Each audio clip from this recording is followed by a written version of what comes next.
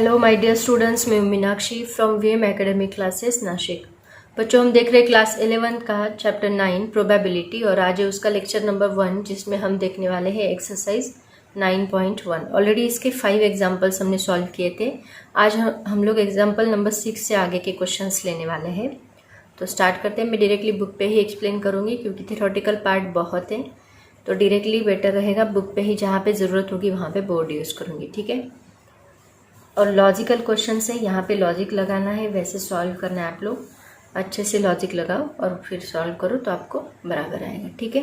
तो स्टार्ट करते हैं एक्सरसाइज 9.1 का क्वेश्चन नंबर 6। तो जो क्वेश्चन नंबर 6 देखो क्या है। A fair die is thrown 2 times, find the probability that. Fair die, एक ही डाई है लेकिन उसको 2 बार थ्रो किया आपने और उसकी प्रोबेबिलिटी फाइंड करनी है। किसके लिए? सबसे पहले sum of the numbers on them is 5. Sum of the numbers on them is at least 8. First throw gives a multiple of 2 and second throw gives a multiple of 3. Product of numbers on them is 12.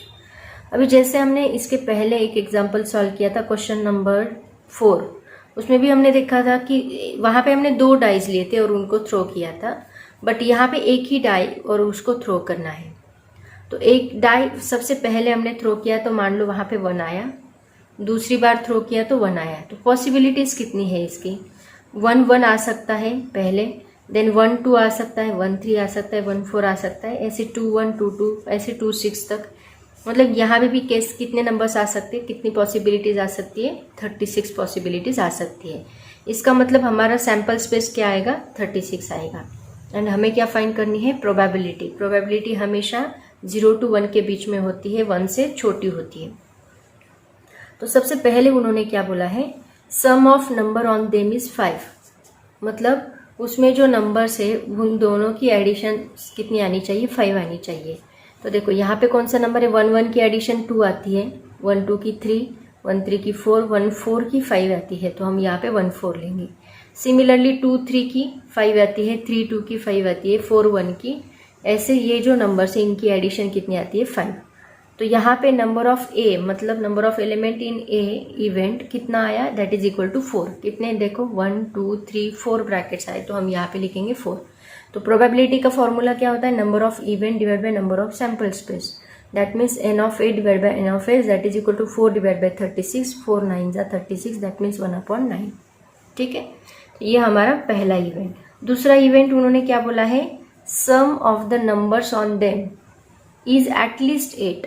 मतलब 8 होना चाहिए, at least 8 या फिर 8 से बड़ा चलेगा, कम से कम 8, ऐसे उन्होंने बोला है। ठीक है, तो कम से कम 8 वाले कौन से नंबर से? देखो 2 6 है, 3 5 है, 3 6 है।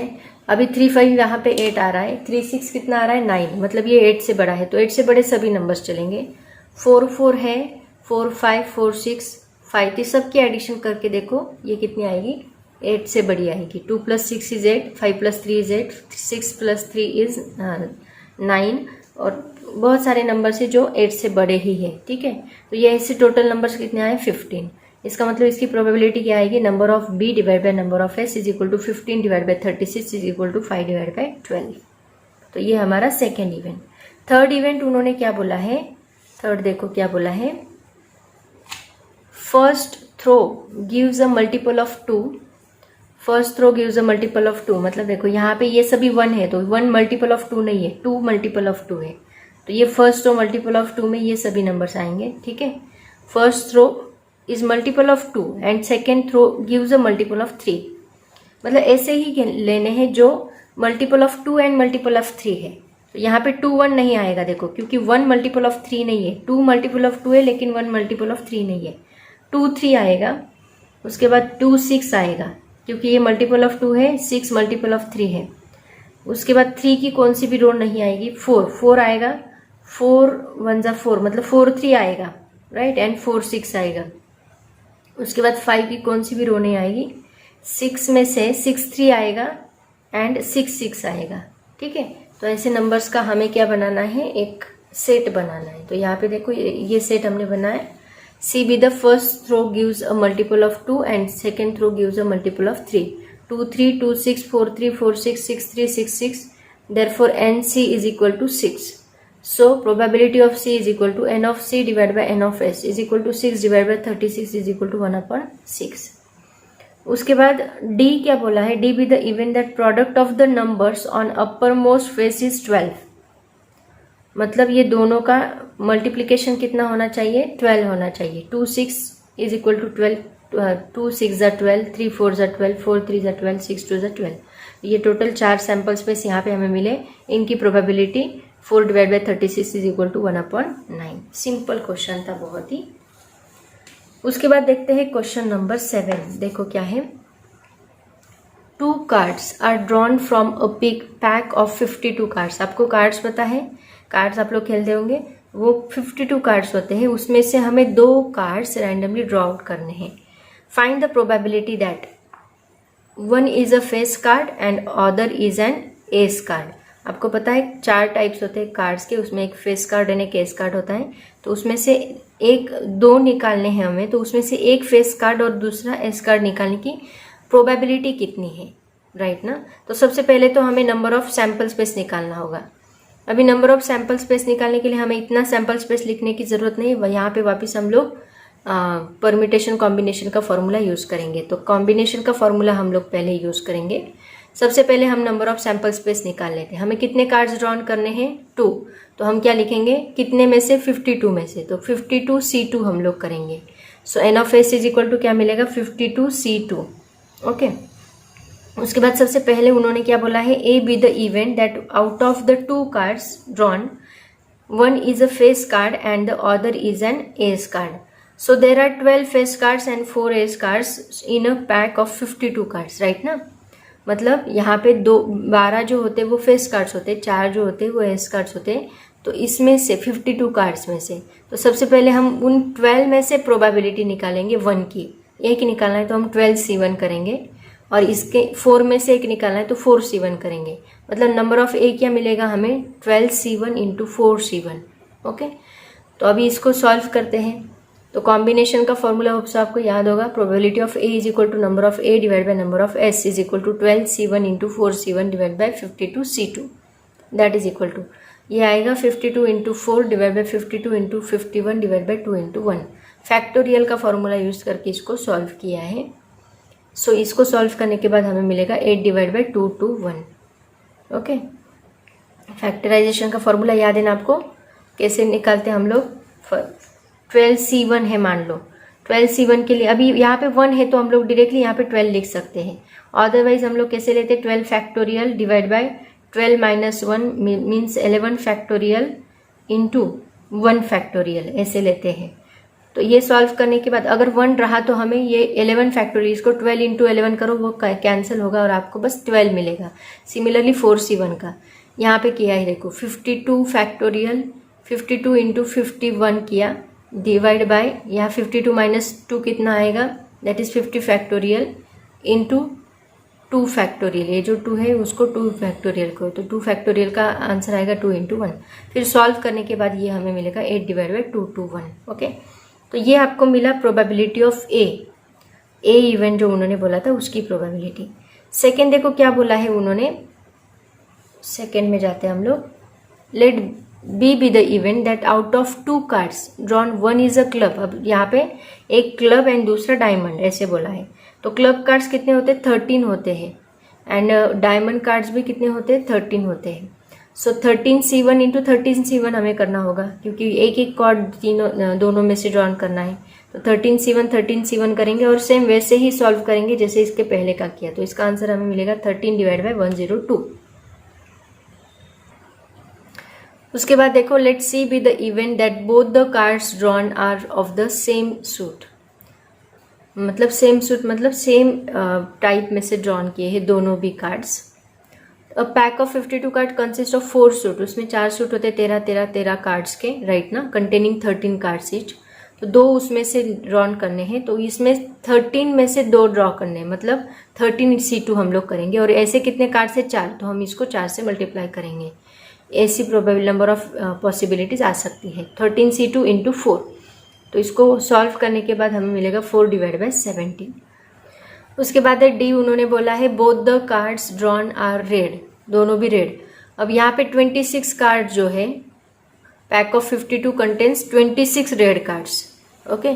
तो उसमें से 2 निकालने मतलब 26C2 आएगा। तो N of D divide by N of S that is 26C2 divide by 52C2। इसको सॉल्व करने के बाद हमें मिलेगा 25/102। उसके बाद ई उन्होंने क्या बोला है, E B the event that out of the 2 cards drawn one is heart and other is non heart. तो अभी 13 हार्ट कार्ड्स रहेंगे and in a pack of 52, और बाकी बचे हुए कितने फिर 39, तो वो नॉन हार्ट्स रहेंगे। पहला 13 हार्ट्स में से एक निकाला मतलब 13C1 आएगा, एंड 39 में से एक निकाला मतलब 39C1 आएगा। 13C1 into 39C1, N of E divide by N of S करो, 39C1 डिवाइड बाई, यहाँ पे कॉम्बिनेशन का फॉर्मूला हर बार आपको यूज़ करना होगा एंड देन उसको सॉल्व करना होगा। अब ये C1 है तो डायरेक्टली हम लोग 13 इंटू 39 लिख सकते हैं, और इसको सॉल्व करो फैक्टोरियल का फॉर्मूला यूज़ करके 13 डिवाइड बाई 34 आएगा। ठीक है, ये था क्वेश्चन नंबर। अब जहाँ पे देखो कॉम्बिनेशन का फॉर्मूला यूज़ करके करना है, वहाँ पे हमें सैम्पल स्पेस लिखने की ज़रूरत नहीं होती, हम लोग डायरेक्टली उसको कर सकते हैं। कितने में से कितने निकालने हैं ये अगर आपको पता होगा तो यहाँ कॉम्बिनेशन का फॉर्मूला ही यूज़ करते जाओ। ठीक है, उसके बाद देखो क्वेश्चन नंबर 8 क्या है।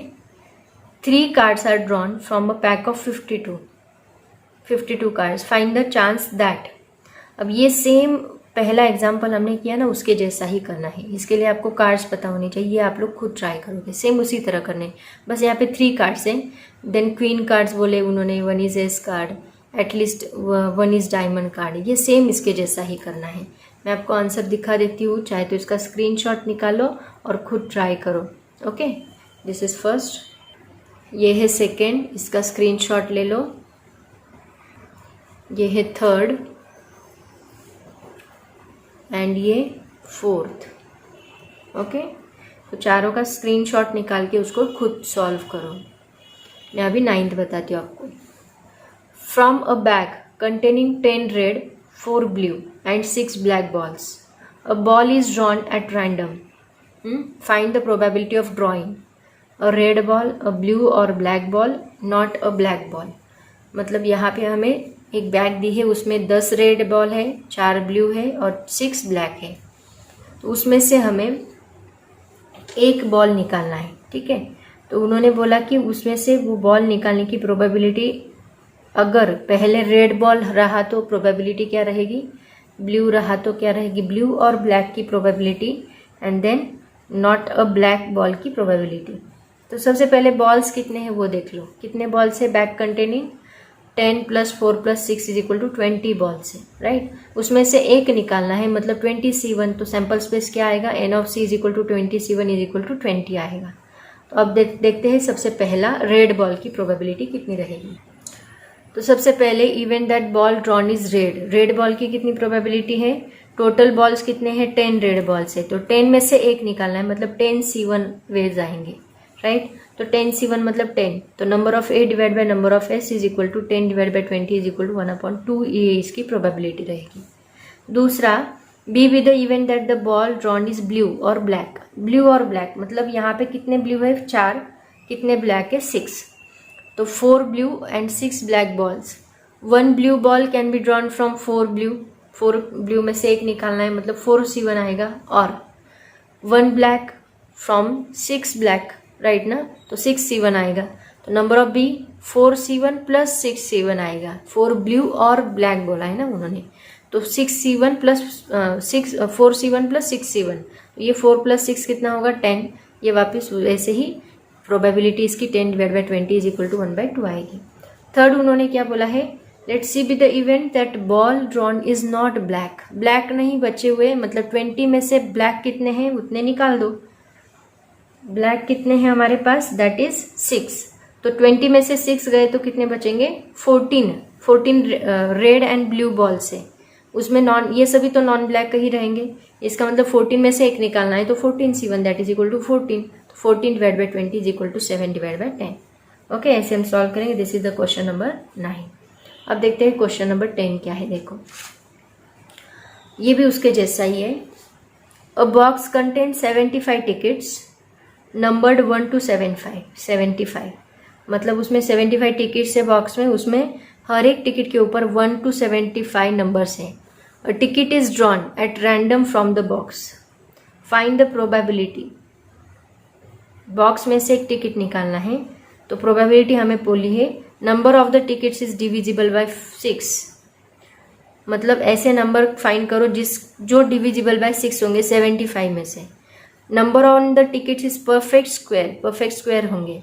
Then number on the tickets is prime number on the tickets is divisible by 3 and 5। Okay, अब देखो इजी है। सबसे पहले तो उसका सैम्पल स्पेस निकाल लो। अब बॉक्स कितने हैं 75 टिकट, उसमें से एक निकालना है, मतलब 75 C1 is equal to 75 ways आएगा। ओके, उसने मतलब नंबर ऑफ एस कितना मिला हमें 75। तो पहला क्या बोला है डिविजिबल बाय 5, तो 75 के पहले जितने भी नंबर से डिविजिबल बाय 5 वो कितने कौन से है देखो 6 है, 6 1 जा 6, 6 2 जा 12, 6 3 जा 18, पूरा 6 का टेबल यहाँ पे लिख लो 60 तक है ना।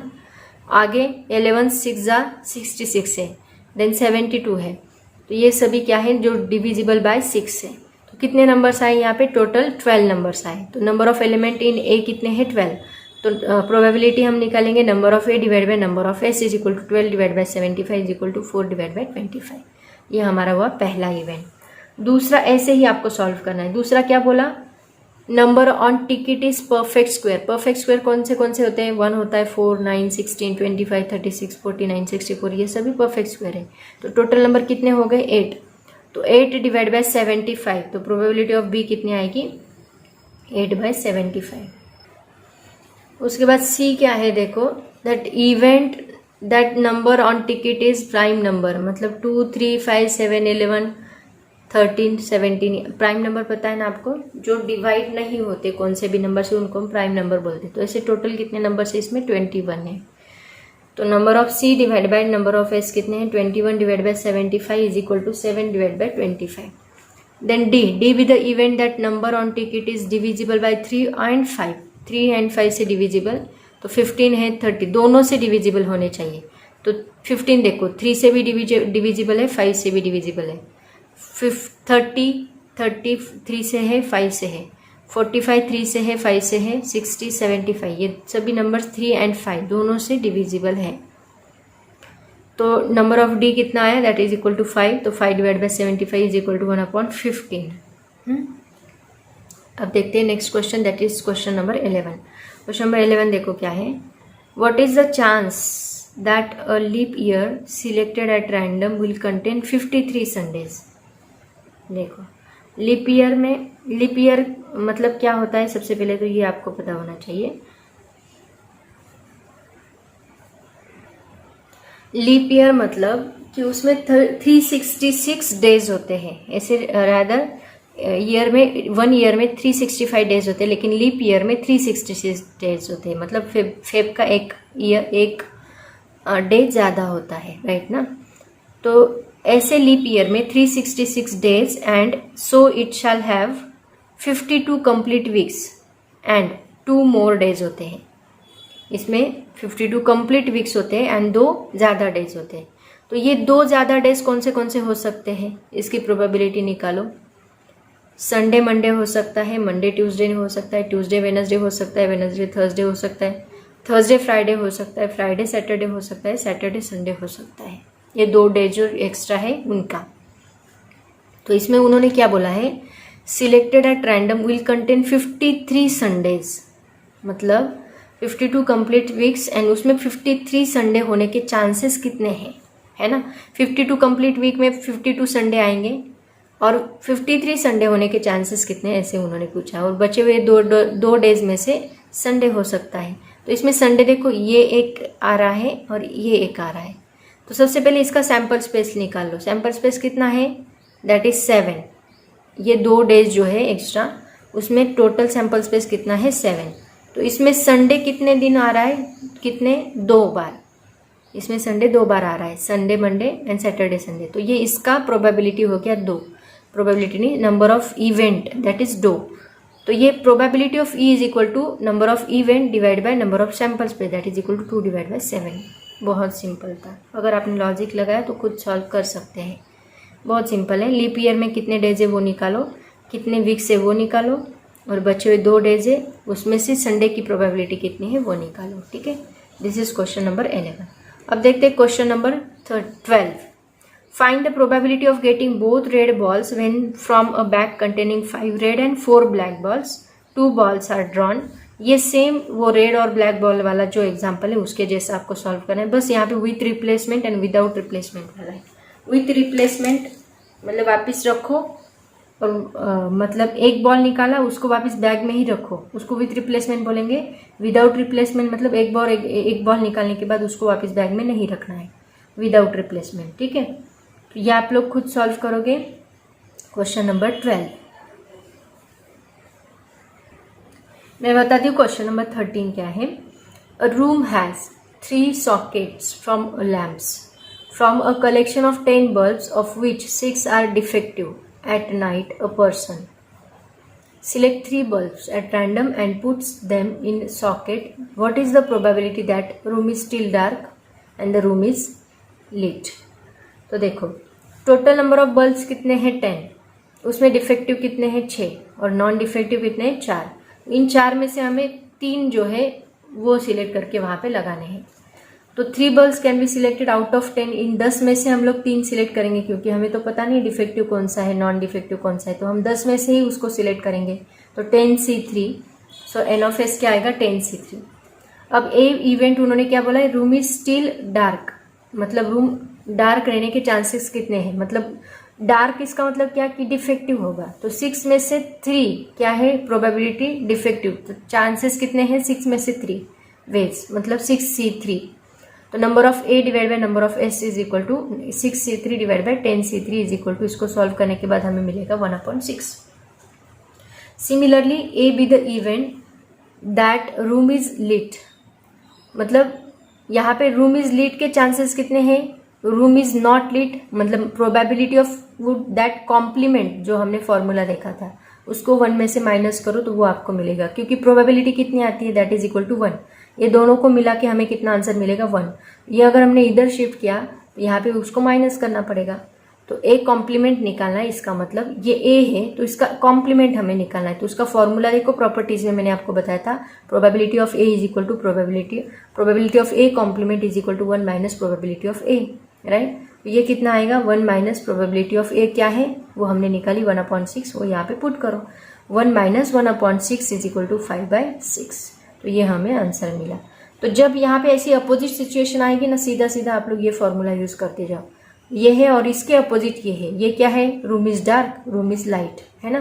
तो ये जो सिचुएशन है टोटली अपोजिट है, इसमें कॉम्प्लीमेंट निकालना है। तो सीधा सीधा वैसे आप इसका यूज करके भी निकाल सकते, 4C1 का यूज करके भी आप लोग निकाल सकते थे, मतलब यहाँ पे 4C1 आता और यहाँ 10C3 आता और सेम वैसे आप लोग सॉल्व करते, लेकिन उसका यूज करके भी हो सकता है। तो इसका डायरेक्टली आप लोग माइनस कर सकते हैं, तो उसका यूज क्यों करना है, सॉल्व करने की जरूरत ही नहीं है, डायरेक्टली आप लोग सब्ट्रैक्शन करके उसको सॉल्व कर सकते हैं। ठीक है, अब देखो क्वेश्चन नंबर 14 क्या है।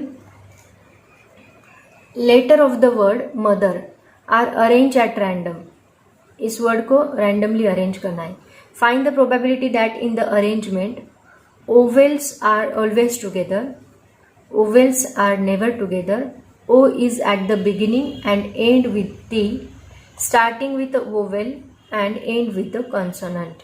Okay, देखो अब यहाँ पे सबसे पहले हमें number of S sample space निकालना है। तो सैम्पल स्पेस के लिए हम क्या करेंगे, आप लोग ये 6 लेटर्स को अरेंज करना चाहते तो ये यहाँ पे एम की जगह पे कभी ओ आ सकता है, THER, मतलब इसकी जगह पे इस एक सिंगल जगह पे 6 लेटर्स आ सकते हैं, इस पे 6 लेटर्स आ सकते हैं, इस पे 6, इस पे 6, इस पे 6, इस पे 6, ऐसे 6 लेटर्स यहाँ पे आ सकते हैं। मतलब टोटल नंबर ऑफ वेज यहाँ पे हमें कौन सा फॉर्मूला यूज करना पड़ेगा, परम्यूटेशन का।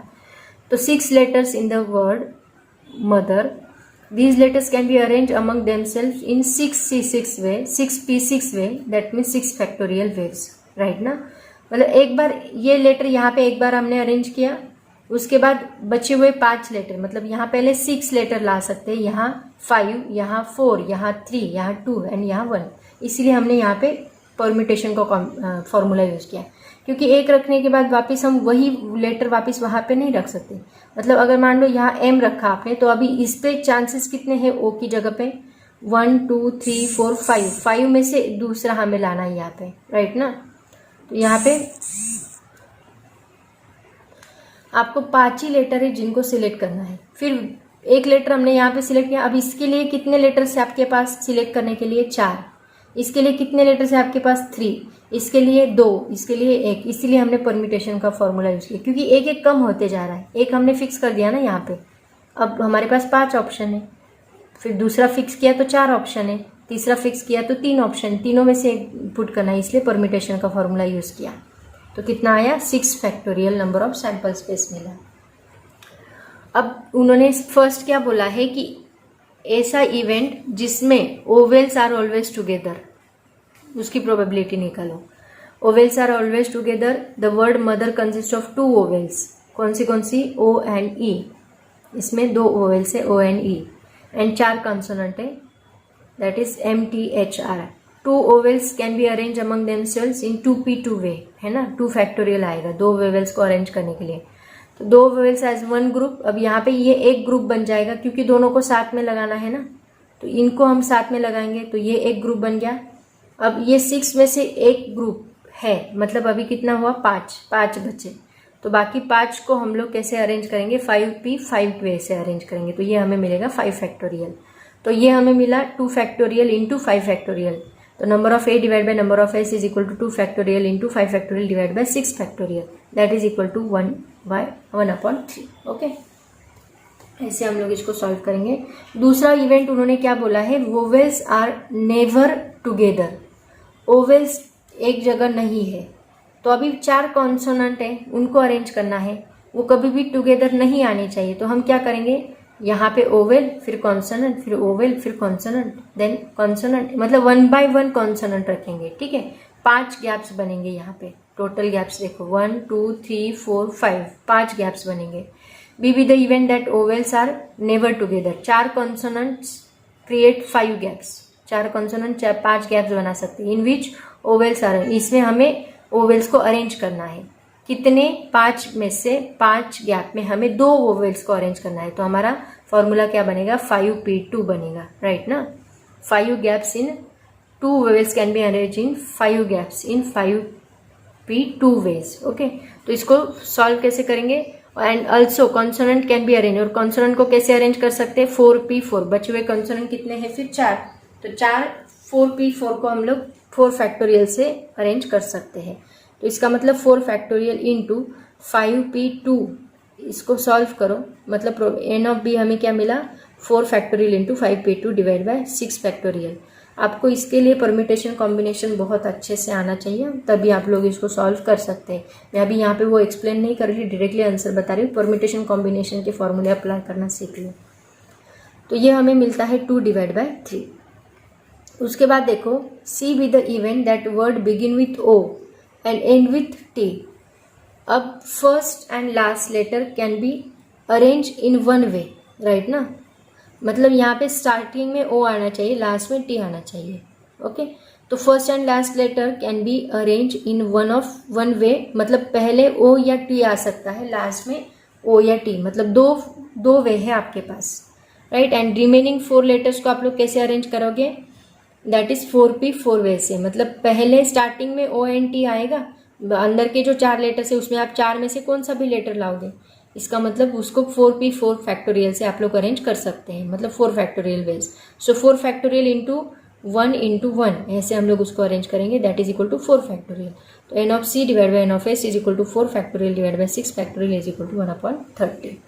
ये हो गया थर्ड वाला।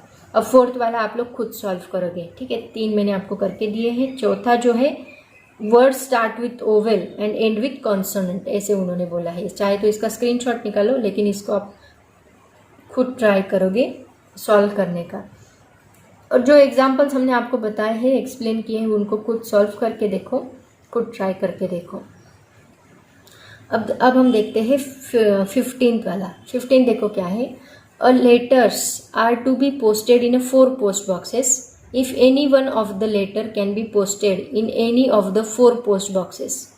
मतलब 4 पोस्ट बॉक्स है और 4 लेटर्स है, तो कौन से भी पोस्ट बॉक्स में आप लोग पुट कर सकते हो। What is the probability that each box contains only 1 letter. एक बॉक्स एक ही लेटर कंटेन करेगा, इसकी प्रोबेबिलिटी क्या है। तो देखो आपके पास कितने लेटर से 4, कितने पोस्ट बॉक्सेस से 4, तो एक पोस्ट बॉक्स में एक लेटर को आप लोग 4 पोस्ट बॉक्स में पुट कर सकते हो। मतलब एक को 4, वापस दूसरे को 4, तीसरे को 4, चौथे को 4, ऐसे कितने 4 बनेंगे, 4 इंटू 4 इंटू 4 इंटू 4। हर एक लेटर के आप वे कितने वेज है, 4 वेज है, 4 डिफरेंट वेज है। तो नंबर ऑफ सैंपल स्पेस क्या बनेगा, 4 into 4 into 4 into 4। A be the event that each box contain only 1 letter. आप उन्होंने क्या बोला है, A be the event that each box contains only 1 letter.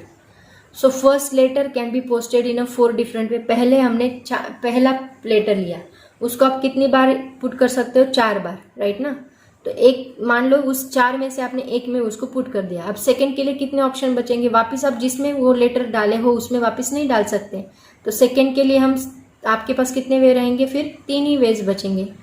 फिर सेकंड एंड फर्स्ट जो जिसमें डाला है उसके लिए अभी वो ब्लॉक हो गया, आपके पास अभी कितने बचे, बस 2 ही बचे थर्ड के लिए, एंड लास्ट के लिए बस 1 ही बचेगा। ऐसे एक एक कम होते जाएंगे, मतलब 4 फैक्टोरियल बनेगा, 4 इंटू 3 इंटू 2 इंटू 1। तो probability of A is equal to number of A divide by number of S. तो इसको सॉल्व करने के बाद हमें मिलेगा 3 डिवाइड बाय 32, ठीक है। उसके बाद देखो 16 नंबर का क्या है, 15 professors have been invited for a round table conference by vice chancellor of a university.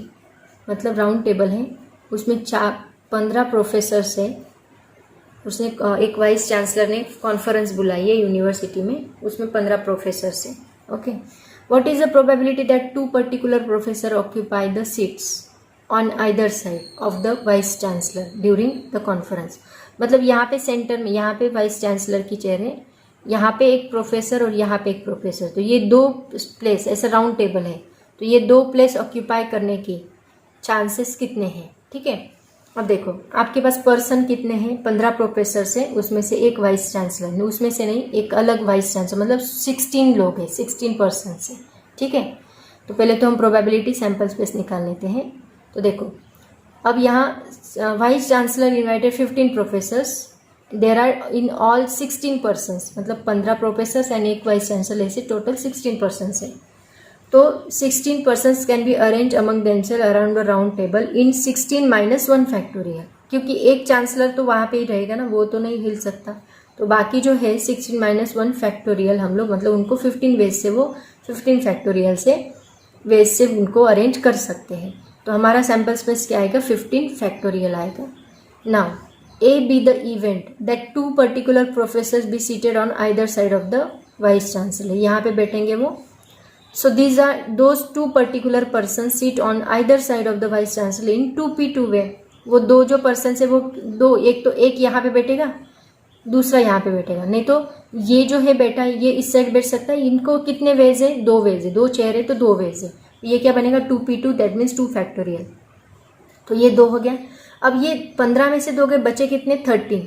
ये 13 पर्सन्स खुद को 13 वे से अरेंज कर सकते हैं। मतलब number of A is equal to क्या बनेगा, 13 फैक्टोरियल बनेगा।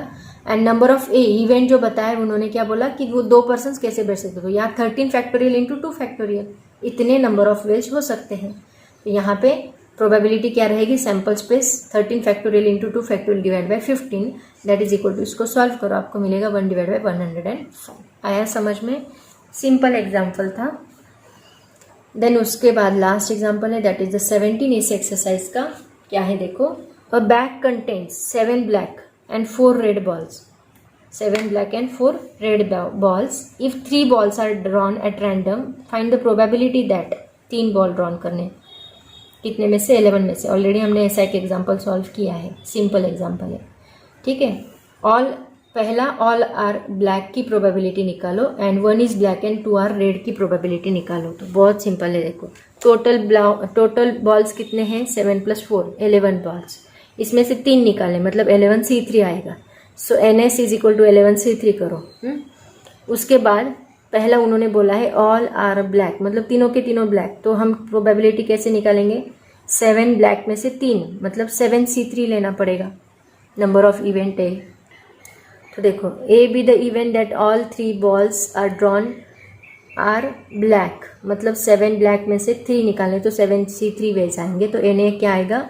7C3। तो probability NA divide by NA 7C3 divide by 11C3, इसको सॉल्व करने के बाद 7 डिवाइड बाई 33 आएगा। उसके बाद B जो है उसमें उन्होंने बोला है कि 3 उसमें से कितने निकालने हैं, कितने balls, 1 minute, 1 is black and 2 are red बोले हैं। तो ब्लैक कितने हैं हमारे पास? 7, उसमें से 1 निकालना है तो 7C1 आएगा।